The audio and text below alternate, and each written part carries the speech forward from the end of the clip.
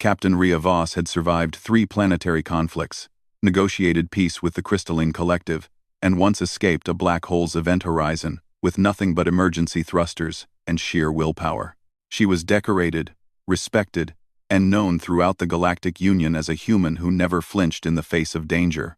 But nothing, absolutely nothing, had prepared her for this. "Captain!" Lieutenant Torres burst onto the bridge, his face pale.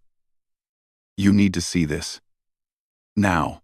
Rhea followed him down the corridor of the UNS Peregrine, her boots echoing against the metal floors. The diplomatic vessel had been hosting the Zathari delegation for 3 cycles now, a crucial mission to cement humanity's alliance with the apex predator species. The Zathari were formidable, 8 feet tall, covered in midnight black fur with bioluminescent markings that shifted with their moods, and equipped with retractable claws that could shred durasteel. The delegation leader, Commander Shrell, had brought his cubs along as a gesture of trust. Kex and Tivy, barely adolescent by Zathari standards, had been curious but manageable. They'd explored the ship with wide golden eyes, asked endless questions about human technology, and generally behaved like any younglings would. Until now. Rhea rounded the corner to the recreation deck and froze. Kex stood in the center of the room, his black fur now decorated with vivid streaks of crimson across his face. The markings ran from his forehead down to his muzzle, in precise, deliberate lines. His sister Tivy crouched beside him, her face painted with swirls of deep purple and electric blue that seemed to glow under the ship's lighting. Both cubs held strange implements in their clawed hands, small tubes and brushes that Rhea recognized with dawning horror. Her makeup kit. The emergency cosmetics bag she kept for formal diplomatic functions. "By the void," Rhea whispered. Kex turned toward her, and his lips pulled back in what might have been a smile, but with those markings, with that blood-red paint slashing across his features, it looked like something else entirely, something ancient and terrifying. His bioluminescent spots pulsed with excitement, creating an eerie strobe effect against the war paint. "Captain Voss," Kex's voice held pure delight. "Look what we discovered. Are these the legendary human battle pigments we've heard about in the histories?" Tivy bounded forward, her movements liquid and predatory despite her youth. The purple swirls on her face made her golden eyes seem to float in darkness. "The elders told us that humans once painted themselves before great hunts, before they conquered their homeworld and reached for the stars." Rhea's mind raced. She'd read the xenoanthropology reports.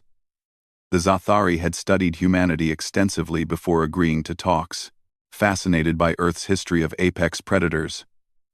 They'd been particularly intrigued by ancient human warriors, the Celts, the Maori, the Native Americans who had indeed painted themselves before battle. But this was eyeliner, eyeshadow, lipstick. "We want to honor your traditions," Kex announced, holding up a tube of mascara like a trophy. "Father says that to truly understand an ally, we must understand their warrior culture. Will you teach us the proper patterns? Do different colors signify different ranks?" Torres leaned close to Rhea. "Captain, Commander Shrill is on his way.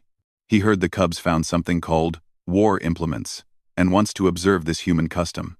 Rhea's eye twitched.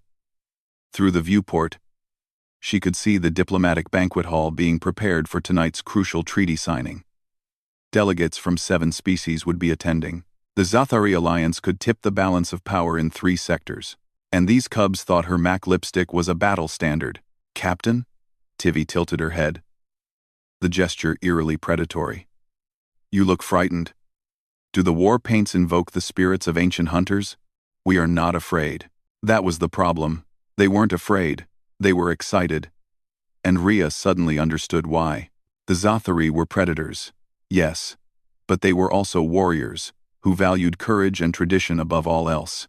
If she told them the truth that these were simple cosmetics, tools for aesthetic enhancement at formal parties, they might see it as deception, or worse, as humanity hiding its true nature behind civilized facades. But if she played along, Rhea straightened her spine and walked forward with the confidence that had earned her captain's bars. She gently took the mascara wand from Kex's claws.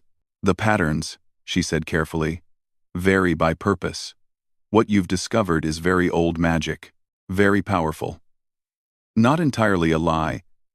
Any woman who'd survived a 12-hour diplomatic function with perfect eyeliner knew the power involved. But there are rules. Protocols.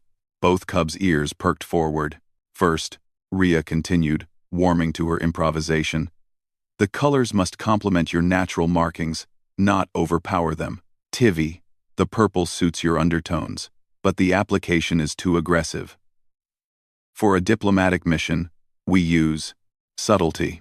She demonstrated a lighter touch, blending the eyeshadow along Tivy's brow ridge. The Cub's bioluminescence dimmed to a calmer glow.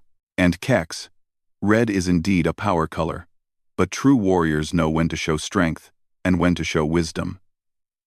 She softened the harsh lines into something almost elegant. We adapt our paint to our mission. The door hissed open. Commander Sherrill entered, his massive frame filling the doorway, his own bioluminescent markings blazing with parental concern. He took one look at his cubs and stopped. Rhea held her breath. Then Shrill's markings shifted to a warm amber, the Zothary expression of approval. Captain Voss. You honor my children by sharing your traditions. The elders spoke true humans are warriors who have learned to channel their predator nature into diplomacy. This is a great lesson. Rhea exhaled slowly. We all carry our warrior past, Commander. We've simply learned different ways to wear it. Kex and Tivy beamed, their face paint now somehow looking less terrifying and more refined. Almost sophisticated. That evening, at the treaty signing, Rhea wore a bold red lip and perfect winged eyeliner. Across the table, Commander Sherrill's cubs sat with their carefully blended war paint. Learning that humanity's greatest weapon wasn't tooth or claw. It was the ability to make even makeup seem dangerous when necessary. As Rhea signed the treaty with a flourish, she caught Torres smirking. She'd write this in her log later. Survived first contact with predator species youth. Diplomacy successful. Note to self. Hide the nail polish collection.